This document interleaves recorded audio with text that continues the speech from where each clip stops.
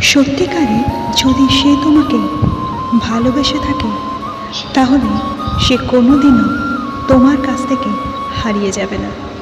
ভালোবাসার মধ্যে রাগ, অভিমান, খুনসুটি এগুলো থেকেই থাকে, কিন্তু অভিমান করে কিছুক্ষণ হয়তো চুপ করে থাকবে, কিন্তু একসময় সে আবারও কথা বলবে, চিরতরে তোমার জীবন থেকে কখনোই হারিয়ে যাবে না। মানুষ কখনো নিখুঁত হয় না, ভগবান তাকে তার নিজের মতো করে বানায়।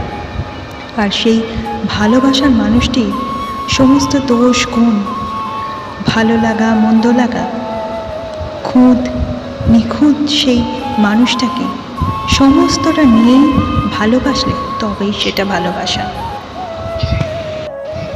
সব শুনেও যদি তার পাশে বসে থাকা যায় এবং চিরতরে তার হাতটা ধরা যায় তবেই সেটা ভালোবাসা বলে। ভালো থেকো বন্ধুরা, ভালোবাসার মানুষকে আগলে রাখতে শেখো।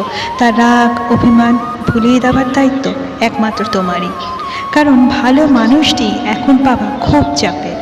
আর যদি পাও সেটা হারিয়ে ফেলো না, যত্নে রাখতে শেখো আগলে, কারণ একবার কেউ চলে গেলে তাকে ফিরে পাওয়া অতটাও সহজ নয়, হয়তো নাও পেতে পারো, তাই আগলে রাখতে শেখো। ধন্যবাদ, মাধুরী ছিলাম তোমাদের সঙ্গে। আবার দেখা হচ্ছে অন্য কোনো দিন অন্য কোনো ভিডিওতে। টিল দেন সবাই ভালো থেকো।